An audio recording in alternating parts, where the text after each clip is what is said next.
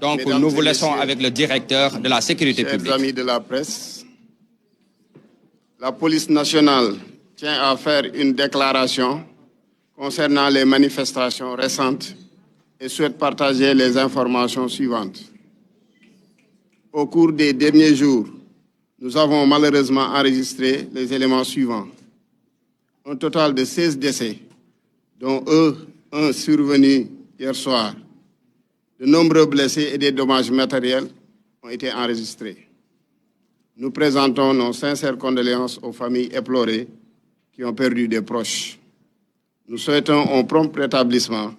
aux personnes blessées lors de ces événements. Nous exprimons aussi toute notre solidarité envers les individus et les communautés affectées par ces troubles. Les personnes appréhendées au cours de ces événements sont principalement des individus armés et dangereux. À ce jour, 500 individus ont été interpellés. Parmi les personnes arrêtées, nous avons enregistré également des mineurs et des personnes de nationalité étrangère. La majorité de ces personnes arrêtées étaient en possession de cocktails Molotov, d'armes blanches, d'armes à feu de gros calibre. Les forces de sécurité ont fait face à des manifestants violents qui ne cherchent pas à exprimer des opinions, mais qui sont plutôt engagés dans des activités subversives. Les actions notées ont visé des infrastructures essentielles de l'État, telles que les usines de production d'eau et d'électricité, les transports publics, ainsi que des domiciles, des commerces et banques. L'objectif de ces attaques est de perturber l'activité économique du pays et d'instaurer un climat de terreur parmi nos concitoyens. À titre d'exemple, le fonctionnaire de police qui a été pris à partie par les manifestants est un officier de police qui a refusé d'utiliser son arme quand il s'est rendu compte qu'il était en face de mineurs, alors qu'il était dans les conditions légales de se défendre conformément à la loi. C'est lui aussi qui, dans un dernier acte d'héroïsme et de bravoure, a demandé à ses collaborateurs de le laisser sur place. Nous lui souhaitons prompt rétablissement. Nous appelons tous les citoyens à rester vigilants. Nous exprimons notre gratitude envers les Sénégalais qui collaborent déjà étroitement avec les forces de défense et de sécurité pour assurer la tranquillité et la quiétude de nos concitoyens et protéger la République. Nous les encourageons aussi à signaler toute activité suspecte ou toute présence inhabituelle aux forces de sécurité sur les numéros 17 pour la police nationale et 123 pour la gendarmerie nationale. Seules certaines zones ont été affectées sur le plan économique dans les deux régions que sont Dakar et Ziguinchor. Actuellement, la situation est maîtrisée. La situation est revenue au calme et à la tranquillité. La police nationale est déterminée à assurer la sécurité des personnes et des biens et à faire respecter l'ordre public. Je vous remercie. Donc, li ma waxoon ci français ma tënk ko tuuti ci wolof di wax ni yéen ñëpp gis ngeen fan yi ñu weesu ay yëngu-yëngu yu amoon ci dëkk bi malheureusement ci loolu am nañ ci fukki nit ak juróom-benn yu ñàkk seen bakkan kenn ki démb ci ngoon la ñàkk bakkanam ñu ngi jaale ak di masow ñi nga xam ni njaboot yi nga xam ni ñoo ci ñàkk seen ay proches ñu ngi ñaanal également ñi nga xam ni ñoo ci am ay gaañu-gaañu yàlla may leen wér ba ñu delluwaat seen njaboot yi ñu ngi exprimer aussi suñu solidarité autorité yëpp ñi nga xam ni am nañ ci ay loraange ñi nga xam ni am nañ ci ay loraange ci seen alal nga xam am nañ ci daal jafe-jafe ci événement yooyu mais li ñu seetlu mooy ñi doon manifester ñin ci jàpp te ñu mat ay téeméer lu ci bëre dañu yore woon ay ngànnaay ay cocktail molotov ay jaasi ay paaka ay arme de guerre la ñu yore woon te ni ñu doon defee manifestation bi daf ñu won ni dañu gis loo xam ni daawuñu ko woon gis suñu réew manifestation dan na am mais violence bi ci am léegi gisuñu ko woon donc ñu jàpp ni manifestation yi li leen tax a jóg nekkul ni peut-être dañuy exprimer seen opinion wala leen lu ñu bëgg wane mais dañu bëgg nasaxal institution yi daaneel yenn yi nga xam ne ñun ñi nga xam ni ñuy dundee attaqué ay banque attaqué ay butigu jaamur attaqué ay alalu jaamur loolu la ñu seet si manifestation yi fonctionnaire de police bi nga xam ne am na ci gaañu-gaañu mi ngi woon si situation boo xam ni dem na bay génnee armam pour utiliser ko mais bi mu seetloo xam ne ay mineurs ñoo nekk ci foule bi ci kanam bare nañ ci mu delloowaat arme bi dem na ba situation bi nga xam ne ay collègues am bëggoon nañ ko sauver moom moo leen wax dem leen bàyyi ma fi mu nekk fonctionnaire bu émérite boo xam ni il s'est toujours montré par l'exemple ñu ngi ñaan nag citoyens yi ñu gën a góorgóorlu jàppale force de défense et de sécurité yi lépp lu ngeen xam ni gis ngeen ko loo xam ni day nasaxal karange réew mi ngeen jàpp ci jox information force de sécurité yi pour ñu mën ko ndax loolu la ñuy xaar ci citoyens yi te ñu ngi leen ciy gërëm parce que ñu ngi koy def bu baax di jàppale police nationale ak gendarmerie nationale ak force yi nga xam ne ñoo ngi impliqué wu yëpp si gestion sécurité événement yi di leen jox information pour ñun ñu mën a gën a assurer seen sécurité ci loolu police am na numéro 17 bu ngeen ci wootee information bu ngeen joxe dinañ ci jot gendarmerie am na numéro 1 2 3 bu ngeen ci wootee aussi lu ngeen bëgg a signaler rek loo xam lii day na saxal kaaraange réew mi dinañ ci jot seetlu woon nañ ci Ndakaaru ak Ziguinchor la am ay yenn parti yoo xam ni amoon nañ jafe-jafe ci activités yi te loolu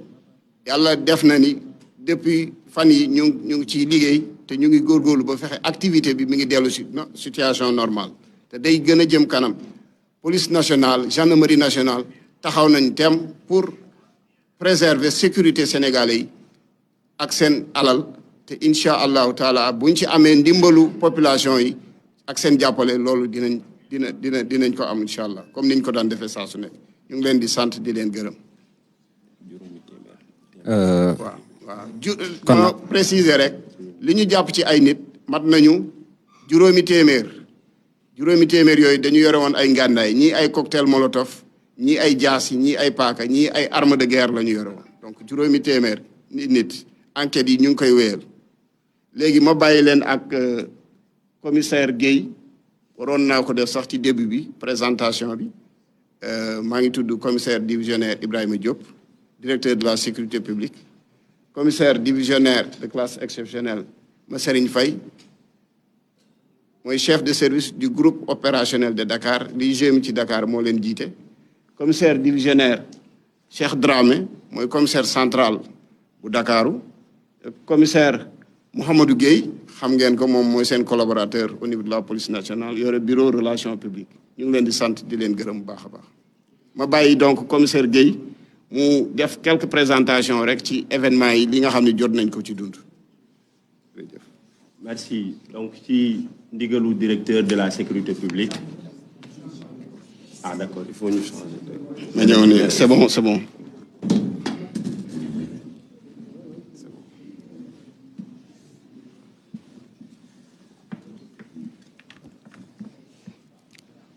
jërëjëf ñu ngi leen di sant donc ci ndigalu directeur de la sécurité publique ci waxtaan bi mu wax ak yéen léegi mu aju jëm ci wàllu manifestation yi nga xamante ni dund nañ ko ci fan yi ñu génn dañ ci bëgg a partager ak yéen rek yenn ci ay image ak ay vidéo yoo xamante ni xëy na du ñàkk sax ni gis ngeen ko muy firndeel rek li mu wax ni manifestation yi nga xamante ni moom lañ nekk di dund wuute na ak manifestation yi nga xamante ni police daan na ko xam di jàmmarloo ak ñi ko daan def nga xamante ni lu ci ëpp li leen tax a jóg mooy seen ay opinion lañuy wane ñu seetlu ni am nañ leneen lu ci rax loo xamante ni xëy na ci image yi buñ ko défilé di ngeen ci gis ay yenn firnde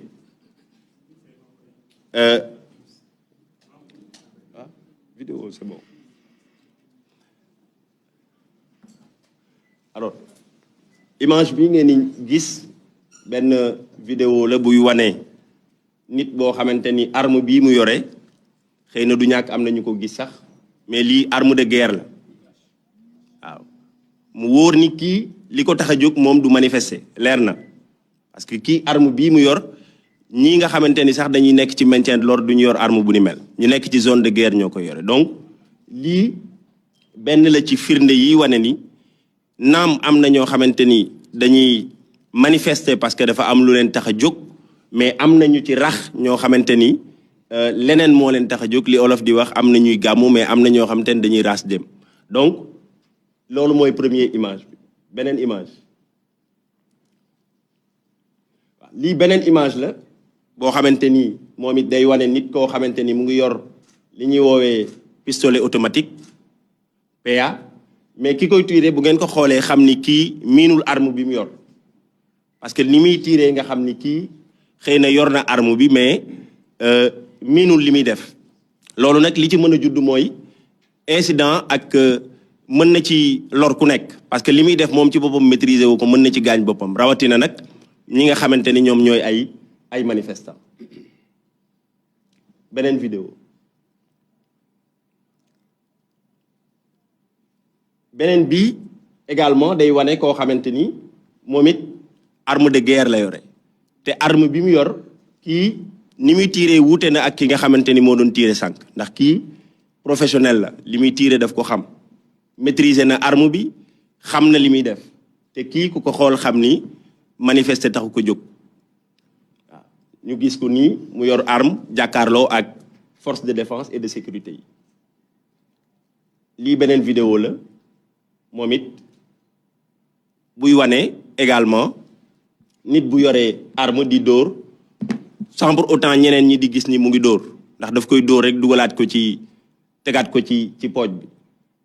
donc loolu lépp day firndeel rek ni am na ñuy manifester naam mais am na ñoo xamante ni li leen tax a jóg di manifester loolu nag day interpeller ñi nga xamante ni ñoom manifester rek moo leen tax a jóg ñu xam ni ci biir firndeel sa opinion sa bakkan xaj na ci ndax ñi nga xamante ni ñoo ci rax te leneen tax leen a jóg ñoom bu seen pexe sottee mooy dinañ def ay dégâts maanaam dinañ tirer ci population bi te liñ ci jublu rek mooy fexe ba ñu jiiñ ni FDS yi ñoo ko def FDS yi encore une fois muy les forces de défense et de sécurité population bi duñ seen ay ennemis nous sommes là pour la population li ñu nga xamante ni mooy suñu liggéey nekk suñuy mission de tous les jours mooy fexe narkan la population bi di nekkee ci jàmm naka la ñuy mën a vaquer à leur occupation naka la ñuy fexee ba fànq lépp loo xamante ni jug na ngir gàllankoor seen ay activité loolu mooy suñu mission loolu tax na exemple bi mu ci joxe léegi doon ci sëkk misaal mooy ki nga xamante ni demoon na ba nekk en situation de légitime défense ñëpp gis nañ ko ñu koy dóor ay briques mais mu garder sang-froid am parce que xam na ni ñi mu jàkkaar lool duñu ay ennemis mais ñooñu ay frères am lañ ay sœurs am lañu ñoom ñoo bokk lépp donc encore une fois pour leeral rek ni police nationale comme ni ko directeur de la sécurité publique waxee mu ngi taxaw temm ngir jàmmaarloo ak ñooñu nga xam ni li leen tax a jóg mooy yàq activité économique yi li leen tax a jóg mooy cambrioler ay kër li leen tax a jóg mooy dugg ci ay banque jël fa ay xaalis te am na ci ñu bari ñoo xamante ne jàpp nañ leen xëy na bu enquête bi soree du ñàkk dinañ fi ñëwaat ci yeneen jotaay pour leeral leen lépp li nga xamante ni enquête yi wane na ko ngir ñu xam ni également police nationale mu ngi taxaw ngir garantir la sécurité des personnes et des biens encore une fois ñuy woo population bi ci collaboration lépp loo xamante ni gis nañ ko loo xamante ni tey na seen xel nañ ko signaler police nationale muy guddi muy bëccëg li ci war jot nañu ci ay ndigal ngir def ci liñ ci war a def ba ñi nga xamante ni xëy suba dem liggéey seen liggéey moo leen tax a jóg ñu mën koo def te duñ ci am benn jafe-jafe. Je pense des na deux dernières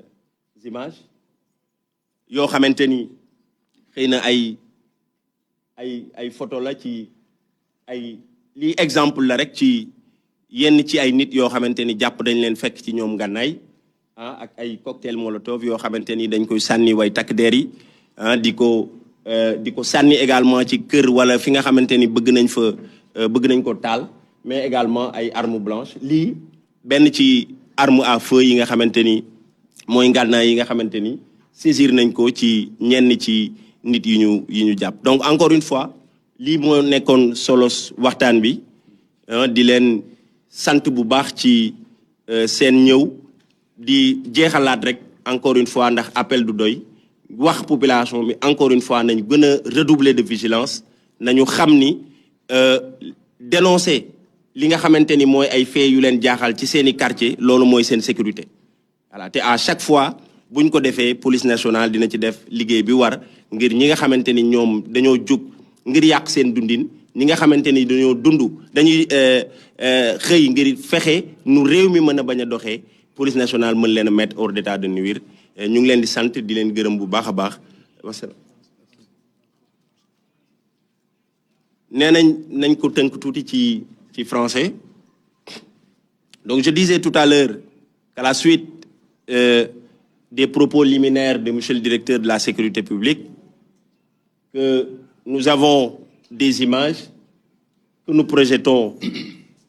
et qui attestent. Oui, donc je disais tout à l'heure. Voilà, donc je disais tout à l'heure que ce sont des images qui montrent des personnes détentrices d'armes à feu. Et on a bien fait tout à l'heure de préciser qu'il s'agit bien évidemment d'armes de guerre, détenues parfois par des profanes, qui peuvent, de par la non-maîtrise de l'arme, commettre des faits dommageables. De l'autre côté aussi, on a vu des personnes détentrices, bien évidemment, d'armes de guerre, mais dont la manière de manier ces armes atteste à suffisance qu'il s'agit de personnes rompues à la tâche. Et ça, c'est suffisamment révélateur de ce qui a été révélé tout à l'heure dans le cadre des propos de monsieur le directeur de la sécurité publique, attestant de la présence de personnes qui soient mues par des intérêts autres que l'expression des opinions. Donc c'est le lieu pour nous d'attirer l'attention de tout un chacun, d'appeler à plus de vigilance, d'appeler également à plus de prudence, mais également d'appeler à plus de sens de responsabilité dans l'implication de tout un chacun par la dénonciation de ces faits à la police, à la gendarmerie, bref, aux forces de défense et de sécurité. Je disais tout à l'heure que les forces de défense et de sécurité sont les collaborateurs de la population. Si nous sommes là, c'est parce que la population est là. Donc nos missions, de jour comme de nuit, s'inscrivent à faire en sorte que les délinquants soient mis hors d'état de nuire, mais également que les honnêtes citoyens puissent vaquer tranquillement à leurs occupations. Mais la police à elle seule ne peut réussir cette mission. C'est pourquoi nous en appelons au sens des responsabilités et aux réflexes sécuritaires qui doivent être de mise dans ce contexte pour dénoncer les actes qui semblent poser des questions de sécurité dans les quartiers à la police pour qu'on puisse intervenir et faire le travail de sorte à les mettre hors d'état de nuire. Donc encore une fois, la police nationale réitère son engagement ferme à préserver l'ordre public et la paix sociale, mais encore une fois, cette préservation passe inéluctablement par bien évidemment la population, c'est-à-dire de par son implication. Alors, la police nationale le fait dans sa zone de compétence, mais bien évidemment, la gendarmerie nationale le fait dans sa zone de compétence. Nous avons une collaboration franche qui permet aujourd'hui de pouvoir nous mouvoir sur le terrain en parfaite harmonie, en parfaite collaboration, et tout ça pour le bien de l'ensemble de la population. Donc voilà un peu les quelques mots que nous avons voulu partager avec vous, en vous appelant encore une fois à plus de collaboration avec la police nationale, avec la gendarmerie nationale, bref, avec toutes les forces de défense et de sécurité. Je vous remercie. Voilà, à l'instant, donc...